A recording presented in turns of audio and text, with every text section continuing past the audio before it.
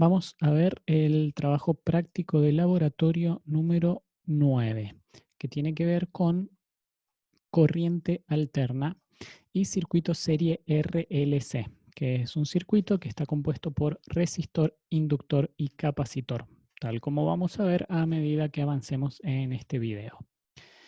Bien, primero se presenta una introducción en la guía de trabajos prácticos en donde se habla, a ver qué voy a poner acá para poder anotar, donde se habla, como dice acá, de las propiedades generales de los circuitos de corriente alterna que se presentan puntualmente en un circuito serie RLC, como el mostrado en este esquema. Como verán, tenemos un resistor acá, un inductor acá y un capacitor acá, que son todos elementos que están conectados en serie con una fuente de corriente alterna, que es esta que está acá. ¿Sí? Eso es importante. Veamos, por ejemplo, acá cómo está representada esta fuente de corriente alterna con una función para el voltaje que entrega esta fuente, que es una función del tiempo. ¿Sí? V de t es igual a V sub m, que es un valor máximo, por el seno de omega t. Es decir, que esta fuente de corriente alterna responde o se modela con una función trigonométrica, que es una función seno, que es una función que oscila en el tiempo. Dice acá, se propone determinar la corriente I de t en términos de V sub m, omega, R, L y C. Para ello se debe recurrir a los diagramas de fasores e impedancias, que esto que vamos a ver ahora, los diagramas de fasores o diagramas, en realidad diagrama fasorial de impedancias se llama, o diagrama fasorial de voltajes también, que son diagramas que vamos a ver ahora. Y como dice acá, lo que se pretende determinar es la corriente, ¿sí? En definitiva, es lo que queremos. Bueno, igual más allá de la corriente, lo que queremos ver es cómo funciona este circuito y una de las cosas que se desean averiguar, entre otras, como vamos a ver, es la corriente en el circuito. Vamos a ver qué más tenemos acá como introducción teórica. Dice el título, circuito serie, diagrama de fasores y diagrama de impedancias. Vamos a ir leyendo, así no me salto ningún detalle. Dice, para dibujar el diagrama fasorial se adopta como referencia el fasor I, representativo de la corriente, pues esta es la misma en todos los elementos del circuito serie. Bien, acá abajo tenemos distintas formas de representar el diagrama fasorial. Voy a ir hablando de este que está más a la izquierda. Un fasor básicamente es un vector giratorio. ¿Sí? Eso podría ser como una definición bastante básica de lo que es un fasor, pero los podemos ver como vectores. ¿Sí? Digamos que las reglas para sumar vectores o para trabajar con vectores se aplican directamente a los fasores. Y vemos que acá se toma como referencia el fasor corriente. Fíjense que dice I sub m, es decir, que es la corriente en el circuito. Y ese fasor se toma como referencia para construir el diagrama fasorial porque ya sabemos, hemos estudiado que la corriente en un circuito serie es la misma para todos los elementos en el circuito. Entonces, como la corriente es la misma en todos los elementos del circuito, se toma la corriente como referencia para construir el diagrama fasorial. Bien, entonces tengamos en cuenta por ahora que tenemos este fasor que es el fasor corriente. Sigo leyendo acá, dice, así se traza V sub R, que es la tensión en la resistencia, y es un fasor paralelo a I. Veamos acá que tenemos V sub R. Ahí dice que V sub R es un vector, un fasor, perdón, paralelo al fasor corriente, porque la relación que hay entre el voltaje y la corriente en una resistencia está dada por la ley de Ohm. Eso ya lo hemos estudiado. Fíjense acá arriba que está escrita la ley de Ohm. Y como es esta la relación que existe entre corriente y voltaje,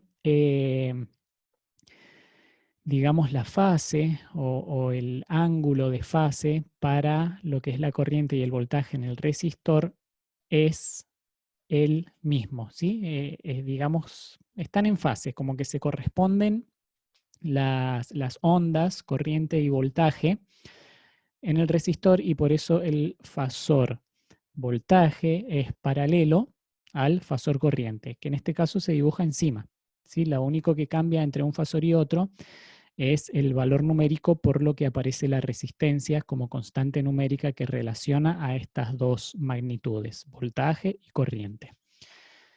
Después, fíjense, ya vimos V sub R.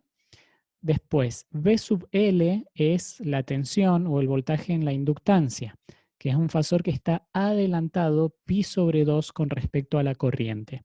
Fíjense que aparece en el diagrama fasorial V sub L acá, que está adelantado 90 grados. ¿Qué significa que está adelantado 90 grados? Significa que está a 90 grados, ¿sí? Con respecto a ver, voy a poner otro color, con respecto al fasor corriente. Es decir, que de acá a acá tenemos 90 grados o pi sobre 2. A ver, pi sobre, bueno, pi sobre 2. Ahí está. Tenemos entonces un ángulo de pi sobre 2 positivo. Yo supongo que van a entender a medida que avancemos con la práctica qué significa esto de que está adelantado 90 grados. Y después el fasor, ya vimos entonces V sub L, y después tenemos el fasor V sub C, que es el voltaje en el capacitor, que está atrasado pi sobre 2 con respecto a la corriente, que es este que está acá abajo. Fasor voltaje en el capacitor. ¿Qué significa que está atrasado 90 grados con respecto a la corriente? Que está a menos 90 grados, ¿sí? Menos pi sobre 2. A ver, ahí está. Menos pi sobre 2. ¿Sí? Está a 90 grados negativos con respecto a la corriente. Y acá tenemos las relaciones entre voltaje y corriente en cada uno de los elementos inductor y capacitor. El voltaje en el inductor está dado por la corriente por la reactancia inductiva, ¿sí? Y reactancia inductiva está dada por esta ecuación que tenemos acá. La reactancia inductiva es igual a omega por L. Y el voltaje en el capacitor está dado por V sub C es igual a la corriente y sub M por la reactancia capacitiva, en donde la reactancia capacitiva está dada por esta expresión que tenemos acá arriba. ¿Sí? Reactancia capacitiva. Las reactancias, recuerden que las podemos pensar como si fuesen resistencias en corriente alterna. ¿Sí? Es una forma de pensar. Inclusive eso sirve para recordar que las reactancias tienen unidad de ohm. Entonces fíjense que estas ecuaciones toman sentido porque corriente en ampere por reactancia en ohm, ampere por ohm es volt, que es la unidad de voltaje. Bien. Sigo leyendo acá, dice, en cuanto al diagrama de impedancia se determina considerando la resistencia, las reactancias inductivas y capacitivas e impedancia del circuito aplicando las siguientes expresiones. Bueno, acá están todas las expresiones que, fíjense que la única que nos falta ver es la de la impedancia, que para entender la de la impedancia podemos recurrir mejor a este diagrama que está acá, el de más a la derecha, que es lo mismo que el que tenemos a la izquierda, nada más que está representado un poco de otra forma, si se quiere, pero es exactamente lo mismo. Este diagrama, que es un diagrama en donde estamos trabajando con los voltajes, puede, digamos, convertirse directamente al diagrama que se llama de impedancias, que ¿cuál sería la diferencia? Y es que si dividimos cada uno de los voltajes por la corriente, Fíjense que si en estas ecuaciones despejáramos la corriente en cada una de las ecuaciones, nos quedaría, en lugar de fasores de voltaje, nos quedaría fasores de resistencias y reactancias, ¿sí? Porque V sub R dividido I es resistencia, V sub L dividido I es reactancia inductiva, V sub C dividido I es reactancia capacitiva. Entonces nos quedarían directamente los fasores correspondientes para las reactancias, que es lo que se ha dibujado en este diagrama de acá de la derecha. Porque fíjense que tenemos un fasor que está representando a la resistencia. Sí, es este que está acá. A ver, no sé si se verá ese color, le voy a poner un verde. Es este que está acá, ¿sí? Que representa el fasor resistencia. Y si tuviésemos, como se dibujó acá, fasor reactancia inductiva 90 grados con respecto al fasor resistencia y fasor reactancia capacitiva menos 90 grados. Y después hacemos una suma vectorial entre esos dos fasores, nos quedaría como resultado un fasor que es este que está acá, ¿sí? A ver, no sé si se ve bien ese verde, voy a poner otro. A ver, ahí está rojo. Ahí está. Tenemos este fasor que es la resultante de combinar fasor reactancia capacitiva con fasor reactancia inductiva. Fíjense, en este caso nos da X sub C menos X sub L, la magnitud de este fasor. Y nos da para abajo, porque ¿qué pasa ahí? El fasor reactancia capacitiva es más grande que el fasor reactancia inductiva, entonces al hacer la resta nos queda una componente hacia abajo. ¿Sí? Esto es como trabajar con vectores. Y finalmente, lo que sucede al hacer esto, fíjense que se forma un triángulo rectángulo en donde uno de los catetos es el fasor resistencia y el otro cateto es el fasor reactancia, que es la resultante de combinar reactancia inductiva con reactancia capacitiva, y nos queda como hipotenusa un tercer fasor que es al que se llama fasor impedancia, ¿sí? Y la impedancia se representa con la letra Z. Acá está. Entonces, la magnitud de este fasor impedancia se calcula básicamente con el teorema de Pitágoras, ¿sí? En donde uno de los catetos, que es x sub c menos x sub l, se eleva al cuadrado, se suma el otro cateto al cuadrado, que es resistencia, se saca raíz cuadrada y tenemos la magnitud del fasor impedancia. ¿Qué es lo que se ha hecho en esta ecuación acá? ¿Sí? Si ustedes ven, tenemos que z impedancia es igual a la raíz cuadrada de xl menos xc al cuadrado más resistencia al cuadrado. Bien. Y acá se da una relación, la última relación que nos queda ver de todas estas que se están presentando acá, entre la corriente en el circuito, que es la llamada IM, y el voltaje en el circuito, que es el voltaje de la fuente. Y en este caso, voltaje de fuente con corriente en el circuito se relacionan a través de la impedancia. Es decir, que la impedancia vendría a ser, digamos, como el equivalente de la combinación de todos los elementos que hay en el circuito. ¿Sí? Si volvemos acá al circuito y combinamos el efecto de la resistencia con la inductancia, con la capacitancia, todo este circuito queda caracterizado por una impedancia y la relación que hay entre el voltaje y la corriente está dada a través de esa impedancia del circuito. Bien, y este último diagrama básicamente es lo mismo que este que tenemos acá a la derecha, nada más que está rotado. Fíjense que ustedes pueden ver que tenemos el fasor resistencia, que es este que está acá,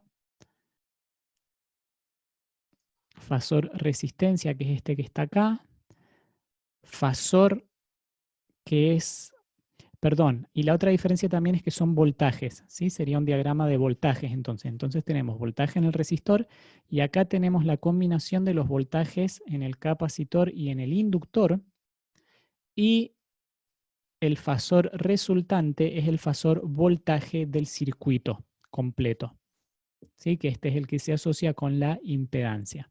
Está, entonces es el mismo diagrama, nada más que está rotado. Porque también, concepto importante, es que en el diagrama fasorial no importa dónde pongamos la referencia, que es la corriente en el circuito o la resistencia. No importa dónde pongamos esa referencia, lo importante es la posición relativa de cada fasor entre sí. Entonces fíjense acá que está rotado, pero si la diferencia relativa entre cada fasor entre sí es la que corresponde, se puede dibujar de esta misma manera sin ningún problema. Bien, acá se dan algunas relaciones más. Lo dejo para que ustedes después lo lean, ¿sí? Hay que tener en cuenta que es importante también de entender que hay algunos voltajes que estamos representando, que son los voltajes que se deben a los fasores, que se tienen que trabajar como si fuesen vectores, y en ese caso no se cumpliría la regla de las mallas de Kirchhoff. Tiene que ver con algo que viene más adelante en el práctico. Sí se cumple la regla de las mallas de Kirchhoff para valores instantáneos en el circuito. Ahí ya lo vamos a ver, pero lo menciono porque es algo de lo que dice acá. Dice, bueno, acá se habla de los valores eficaces, ¿sí? Valores cuadráticos medios o valores eficaces, que eso supongo que los habrán visto en la teoría, que son valores que se calculan como se presenta acá. Por ejemplo, una corriente eficaz es igual a raíz de 2 sobre 2 por la corriente máxima. Y un voltaje eficaz es igual a raíz de 2 sobre 2 por el voltaje máximo. Sí, esto es importante tenerlo en cuenta porque esto que dice acá, esos valores eficaces son los que indican los amperímetros y los voltímetros cuando se trabaja en corriente alterna. ¿Sí? Entonces hay que tener en cuenta, así que revisen bien ese concepto. Bien, otro concepto que se ve acá es el de potencia. A ver, que no quiero demorarme mucho más en esto porque ustedes después lo pueden leer, quiero que vayamos más que nada a ver la práctica. La potencia del circuito. Bien, el único elemento que disipa energía en el circuito es la resistencia. Sí, eso es importante también. En la resistencia se disipa energía, pero en el inductor y en el capacitor no se pierde energía, sino que la energía se almacena. Acá se les da la ecuación para la potencia que se disipa en la resistencia por el llamado efecto Joule, es decir, que la energía eléctrica que circula por esa resistencia se convierte en calor, parte de la energía se convierte en calor. Acá habla de lo que les decía, que en el capacitor se absorbe, o sea, el capacitor se carga, absorbe energía, y lo mismo que el inductor. Hay un momento en el que el capacitor está absorbiendo energía cuando se carga y en otro instante está cediendo energía cuando se descarga. ¿Sí? Por la particularidad que tiene el funcionamiento de este circuito de RLC, hay momentos en donde el capacitor se está cargando y otros donde se está descargando. Y lo mismo pasa con el inductor. ¿Qué lo dice acá? La inductancia L también es un elemento no disipativo, sino que absorbe energía y después la reintegra al circuito de forma cíclica. Tenemos otras relaciones para la potencia. Y bien, esta ecuación es importante para la potencia, esta ecuación que tenemos acá. Sí, voy a remarcar lo más importante, que es que la potencia es igual, después de hacer unas relaciones que ustedes podrán ver después, a B por I por el coseno de phi. Acá está escrita a la derecha también. A ver, voy a sacar, ahí está. Potencia es igual a B por I por el coseno de phi. Esta ecuación es importante, ¿por qué? Esta ecuación nos da la potencia disipada en el circuito haciendo uso de los valores eficaces de voltaje y corriente y el ángulo de fase que hay entre corriente y voltaje para lo que es la fuente. Así que recién no lo mencioné, pero voy a volver a estos diagramas. Fíjense que acá aparece este ángulo que tenemos acá, que es el ángulo phi, es ese ángulo de que estoy hablando ahora. Y según sea el ángulo, este que tenemos acá va a ser la cantidad de energía que se disipa o que se almacena en el circuito. Mientras mayor sea este ángulo, por ejemplo, un caso en el que tengamos un fasor resistencia muy pequeño y un fasor reactancia muy grande, tendríamos un ángulo. A ver, esperen que voy a dibujarlo con una línea, una flecha de verdad, así me queda más prolijo. Ahí está. Y voy a hacer la impedancia también con este. Fíjense, mientras tengamos un fasor reactancia muy grande y un fasor resistencia muy pequeño, el ángulo entre fasor resistencia y fasor impedancia, ¿sí? Que esa la impedancia es la resultante, el ángulo va a ser muy grande.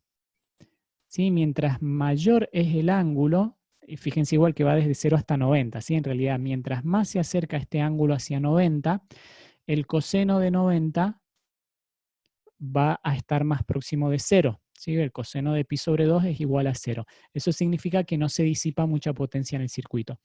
Pero por otro lado, si estuviésemos en una condición opuesta, voy a borrar este, lo voy a hacer más prolijo con la flechita.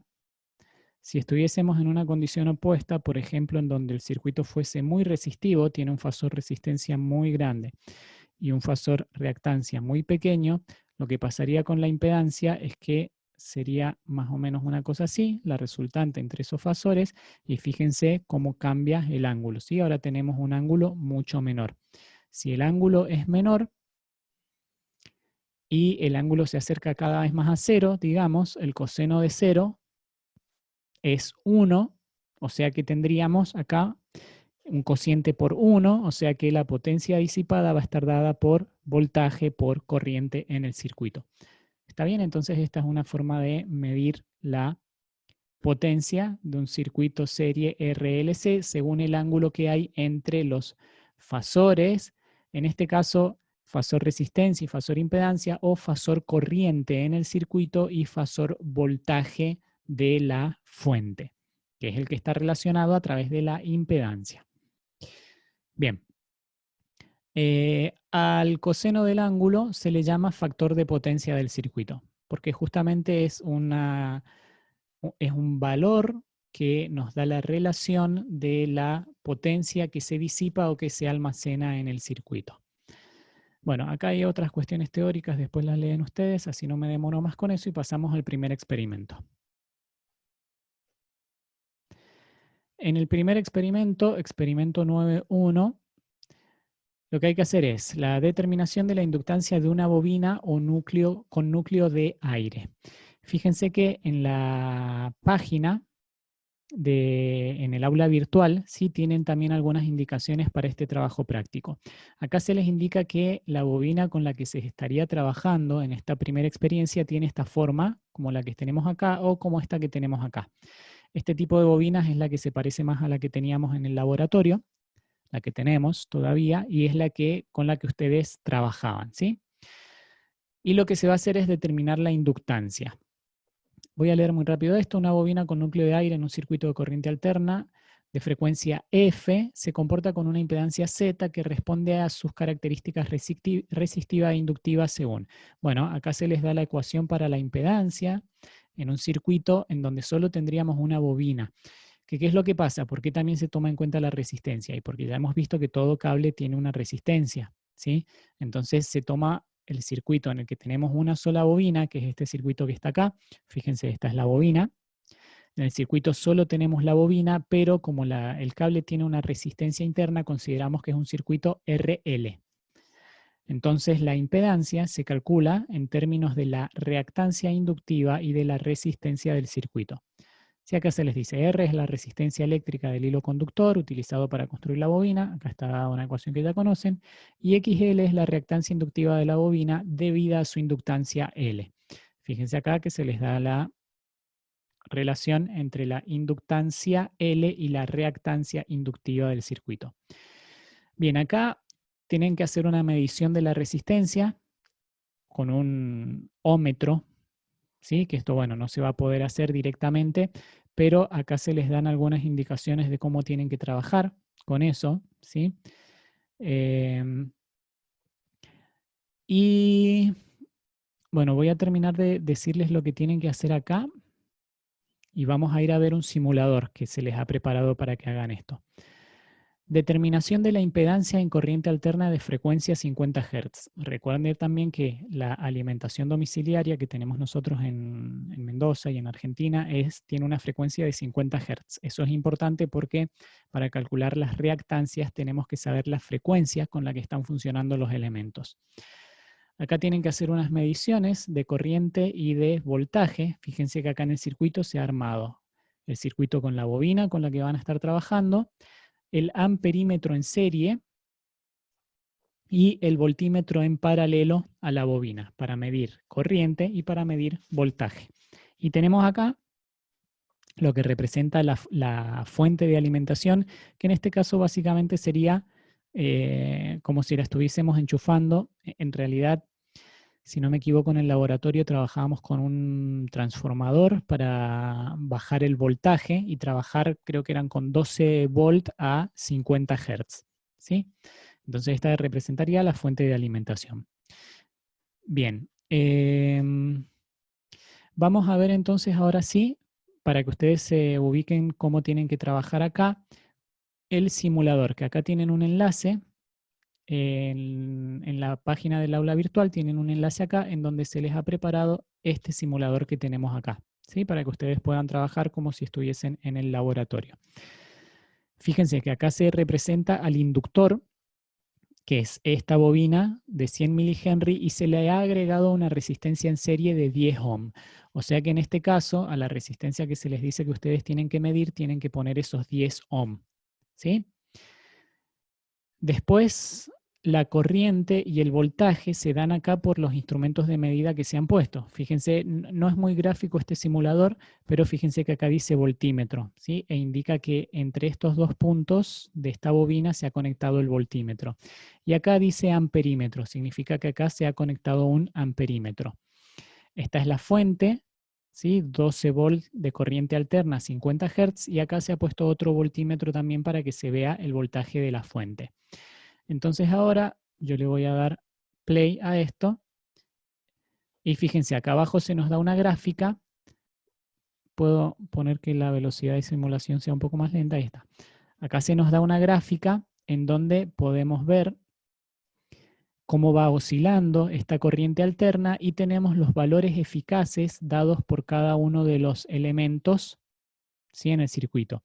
La corriente eficaz es de 363,8 mA. El voltaje eficaz en el inductor es de 12 volt, que es el mismo que el de la fuente, ¿sí? Porque no tenemos ningún otro elemento entre medio. Y bueno, con esos valores, entonces voy a pausar esto. Con esos valores ustedes tienen que anotar el valor de la corriente y el valor del voltaje. Y luego tienen que calcular el valor de la impedancia. ¿Sí? Que el valor de la impedancia se da con las ecuaciones que estuvimos viendo antes. Fíjense, sería en este caso con esta ecuación.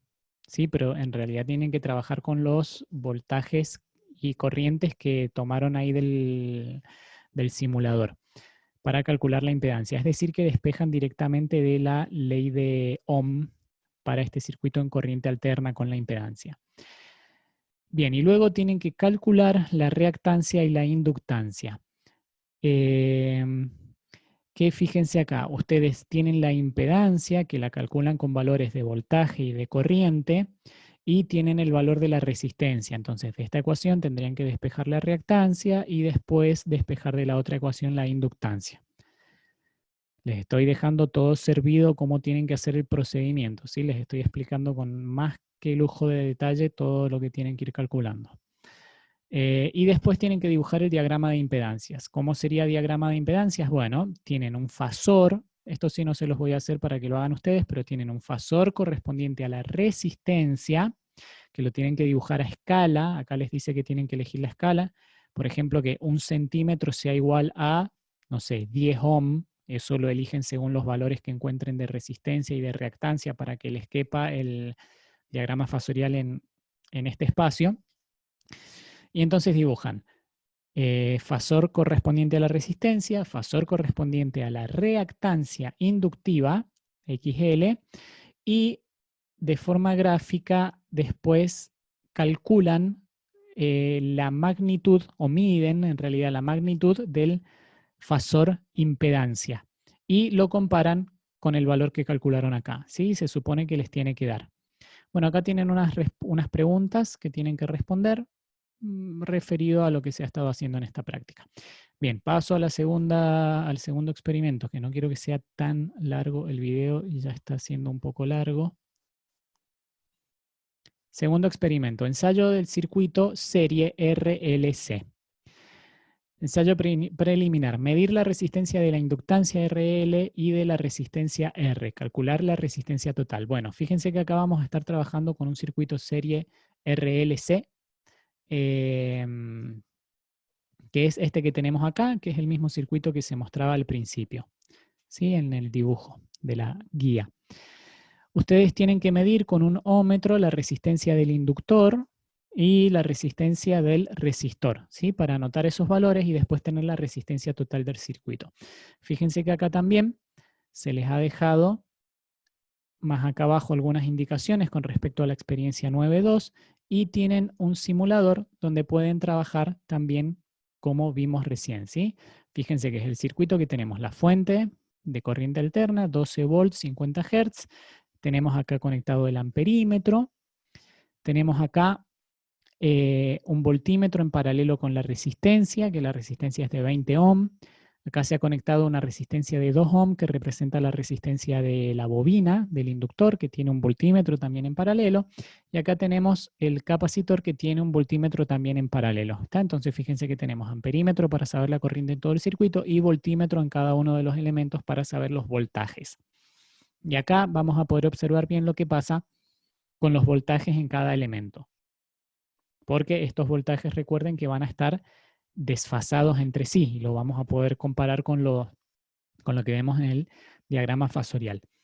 Bien, entonces los valores de resistencia, como antes, los anotan directamente de lo que se les ha puesto en el simulador.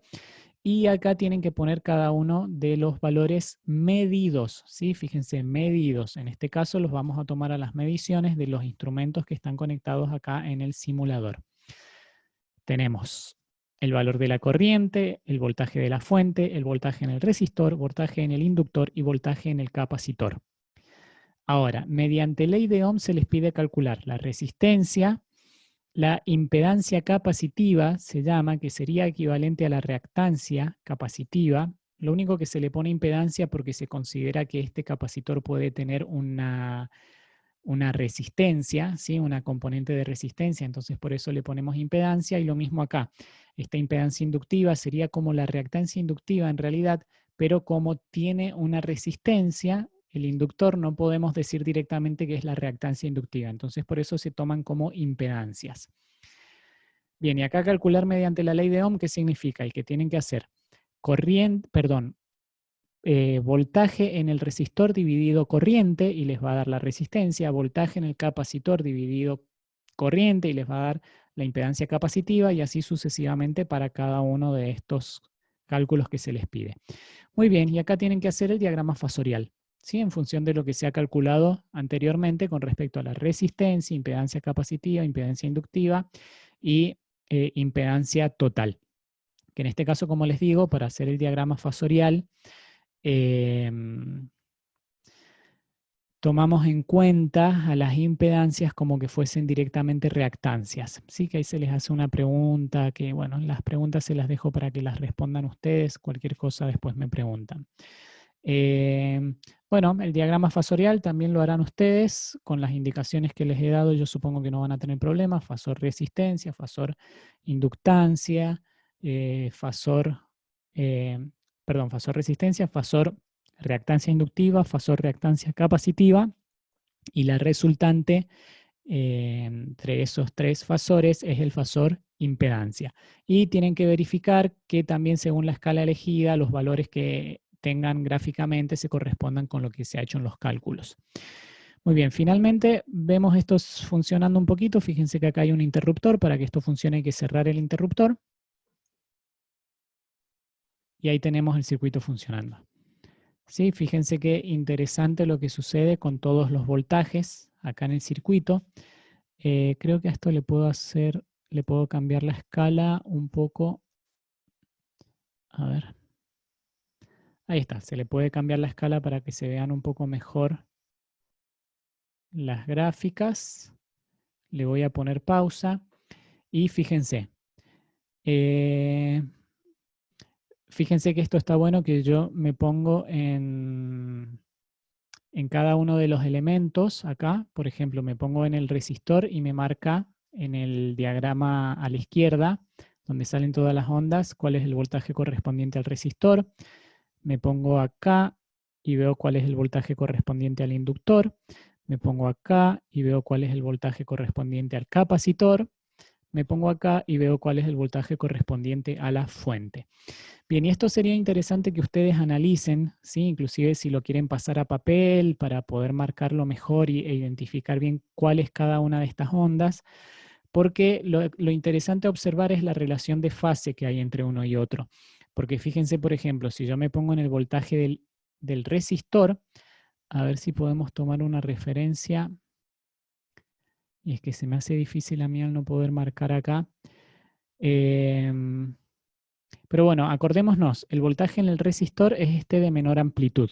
Y fíjense, este que tengo acá es la corriente, muy bien, fíjense que acá, esta que estoy marcando ahora es la corriente, me pongo en el amperímetro y se colorea esa onda, y fíjense que la corriente está en fase con la resistencia.